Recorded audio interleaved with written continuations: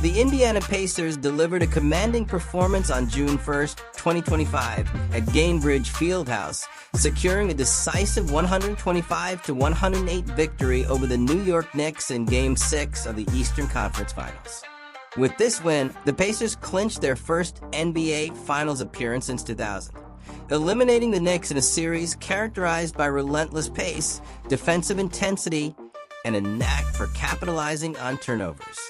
Indiana's success was built on exploiting New York's weaknesses, especially in transition defense and ball security, as the Pacers converted 17 Knicks turnovers into 34 points while outscoring them 41-10 on fast break opportunities.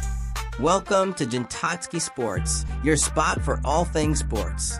From legendary moments and big-time plays to inspiring stories and deep dives, we bring you the content that keeps the game alive. If you love sports as much as we do, hit that subscribe button and let's get into it. From the opening tip, the energy inside Gainbridge Fieldhouse was electric, with the Pacers determined to close out the series on their home floor. The first quarter saw both teams trading baskets in a tightly contested start, with the Knicks briefly holding a lead before Indiana responded with back-to-back three-pointers from Pascal Siakam and Aaron Nesmith. New York's defensive intensity was evident early, but Indiana's ability to push the pace and force turnovers enabled them to close the quarter with a narrow 25-24 advantage, setting the stage for the third-quarter blitz that would ultimately define the game. As the second quarter unfolded, the Knicks fought to regain control, tying the game at 33 after a strong scoring stretch from OG Anunoby.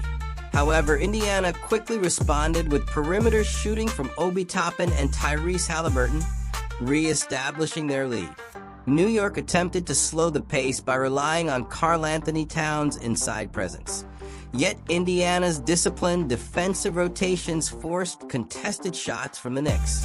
By halftime, the Pacers held a 4-point lead, setting up the dominant second half. The third quarter proved to be the turning point. Indiana erupted with a 14-2 run in the opening minutes, fueled by Siakam's aggressive scoring and Haliburton's masterful orchestration of the offense. The Knicks struggled to contain Indiana's transition attack, as the Pacers repeatedly converted defensive rebounds and turnovers into quick points.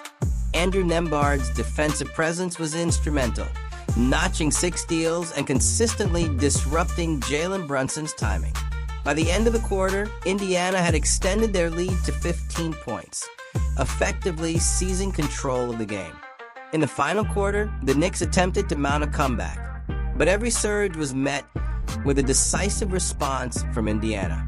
Haliburton, who had been relatively quiet in the first half, came alive in the fourth, scoring 11 of his 21 points in the closing minutes while continuing to facilitate with precision. Siakam finished with a game-high 31 points, remaining a dominant force as he attacked mismatches and converted crucial baskets.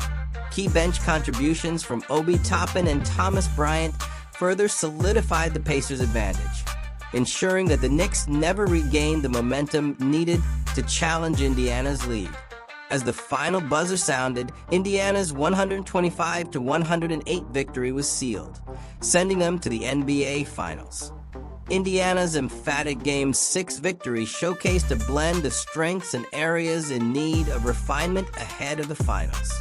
Their most significant asset is their fast-paced offense and ability to convert defensive stops into quick points. The Pacers' transition execution was nearly flawless, as reflected by their staggering 41-10 advantage in fast break points, illustrating how effectively they punished the Knicks' slower defensive rotations. Haliburton's rapid facilitation, paired with Siakam's prowess in exploiting mismatches, forms a lethal offensive combination. Furthermore, defensive pressure, evident from Nembhard's 6 steals, disrupted New York's rhythm throughout the game. However, when forced into half-court sets, Indiana struggled at times. In such possessions, they shot just 42%, compared to over 60% in transition.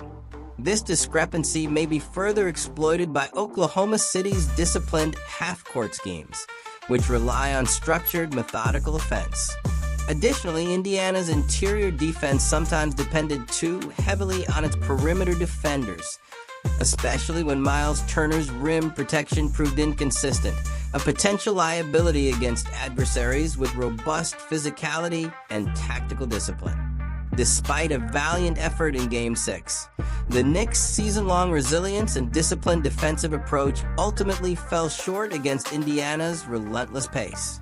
Their greatest strength was their physical presence and rebounding, anchored by Karl-Anthony Towns, who contributed 22 points and 14 rebounds. Nonetheless, the Knicks' weaknesses were pronounced in ball security and transition defense.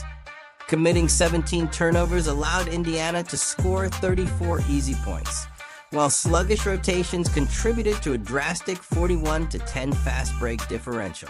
Moreover, the Knicks bench underperformed in Game 6, with key contributors such as Deuce McBride and Josh Hart struggling to provide consistent minutes and production.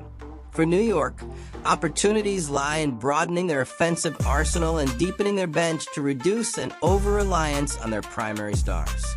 Enhancing ball handling and turnover reduction initiatives is crucial if the team is to compete in high-pressure, fast-paced playoff scenarios. With the NBA Finals looming against the Oklahoma City Thunder, the Pacers' coaching staff must evolve from a transition-dominant system to one that can thrive in structured, half-court scenarios while preserving their natural speed. Haliburton's role as the tempo controller is paramount. He must continue driving the offense at a rapid pace, converting defensive stops into immediate scoring chances before the Thunder can establish their defensive schemes. Complementing this, Indiana must integrate more fluid, motion-based offenses, using off-ball screens and quick ball movement to create open looks, thereby reducing reliance on isolation plays. Siakam's responsibilities will expand in this new framework. He needs to challenge mismatches early in half-court sets and serve as a key facilitator during structured possessions. By reading defensive rotations and identifying gaps quickly, Siakam can open multiple scoring channels, easing the pressure on Haliburton.